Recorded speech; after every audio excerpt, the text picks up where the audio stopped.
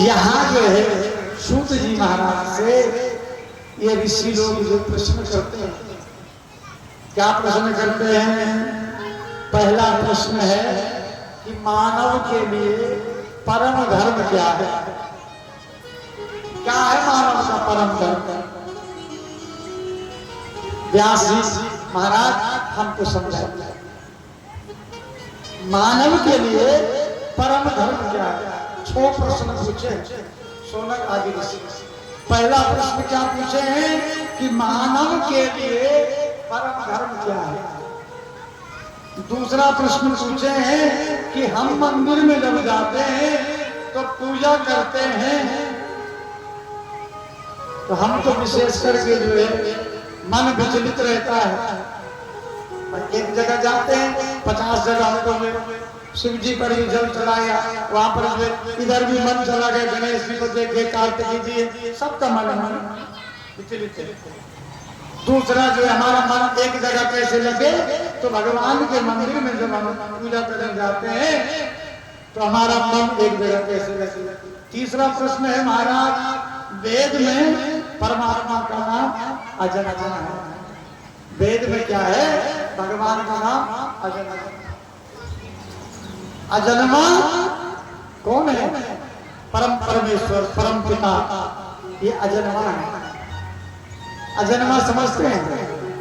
जिनका जो है जन्म मरण नहीं होता है, अजन्मा। तो वेद में जो है, शास्त्रों में जो है परमात्मा को अजन्मा कहा गया है। और चौथा प्रश्न है, भगवान के अवतार कितने होते हैं? कोई कहता है कि 10 अवतार हैं, कोई कहता है कि 20 अवतार हैं, कोई कहता है कि 24 अवतार हैं। चौथा प्रश्न हमारा महाराज ये है।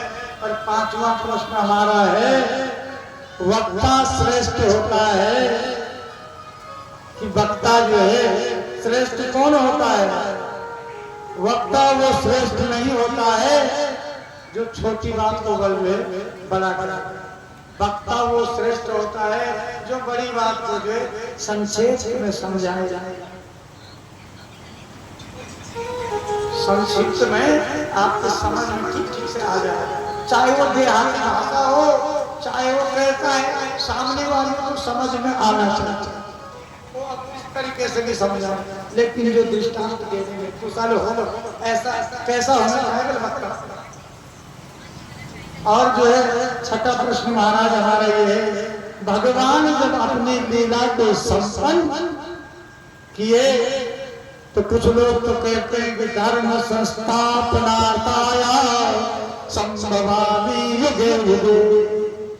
भगवान जो है जब चले गए तो भगवान तो बार बार कैसे आते?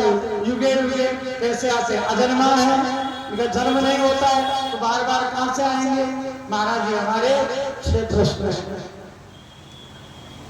तो 6 प्रश्न महाराज। सबसे पहले प्रश्न का मतलब है कि अब इधर जो है नारद ज्ञान ददाति इति नारदा। नारद किसको कहते हैं? जिनकी वाणी कभी रद्द न हो, न रो दो। नारद, जिनकी बात कभी रद्द न हो, वही तो है नारद। नारं ज्ञानम ददाति इति नारद। नारद जो है ज्ञान के भंडार है। अज्ञानम क्षिति इति नारदा, जो अज्ञान का खंडन कर दे वो भी नारद है। नारद जी की विशेष खूबियां बताएं आपको। नारद जी की विशेषता ये है कि जहां नारद जी जाते हैं तो वहां जो है आनंद ही आनंद हो जाता है। नारद जी जहां जाते हैं वहां आनंद हो जाता है। यदि नारद जी जहां जाते हैं आनंद है तो आनंद आनंद है, और जहां कभी झगड़ा नहीं होता है, और यदि नारद जी थोड़ा सा बात चले जाए तो झगड़ा भी हो जाता है। दोनों तरफ ज्ञान भी देते हैं और अज्ञान का खंडन भी करते हैं। नारम ज्ञानम ददाति नारदा। नारद जी ज्ञानी हैं, महान भगवान के जो है अंश से अवतरित है भगवान के जो है नाभि कमल से जो है ब्रह्मा की उत्पत्ति है और ब्रह्मा के ही पुत्र है मानस पुत्र है नारद। इसलिए आज नारद जी को क्या हुआ कि नारद जी कहे कहां गए सीधे। आज नारद जी ने कहा कि बहुत दिन हो गया है और जो है कैलाश की यात्रा नहीं की गई। भागवत जी कितने लोग सुने हैं, कितनी बार आप लोग सुने हैं भागवत, कितनी बार सुने हैं? कई बार सुने होंगे, तो दूसरी बार, दो बार, एक बार, दो बार। भागवत जी में अमर कथा आती है, सुने हैं? अमर कथा सुने हैं? बोलते क्यों नहीं, शर्माते हैं? आप कितनी बार सुने हैं? आपने सुनी? भागवत जी में आप जो अमर कथा नहीं सुनी, आज सुने हैं, ध्यान लगाकर आज सुने। नारद जी माँ पार्वती का नाम सुने हैं? माँ पार्वती परंपरा, माँ जगदम्बा, माँ पार्वती। तो पार्वती के दीक्षा गुरु कौन है? मालूम है? नहीं मालूम, बता दे, बताएं कि नहीं? बोलिए। माँ पार्वती के दीक्षा गुरु नारद जी, नारद जी से माँ दीक्षा, उनके दीक्षा। तो आज नारद जी ने सोचा कि क्यों न चला जाए, आज अपनी चेली के दर्शन किया गया, शिष्य के घर चला गया।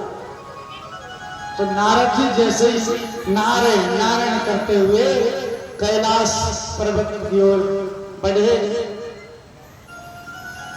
भगवान भोलेनाथ भगवान के दर्शन हुए, नारद जी को दंड प्रणाम हुआ। नारद जी कैसे आगमन हुआ? बोले बस महाराज आज आपकी याद आई, दर्शन की इच्छा हुई, सो चले आए। ठीक है महाराज जी, और जो है जाइए घर पर जो है कुछ जलपान कीजिए, घर पर भी अपने चरण दे दीजिएगा।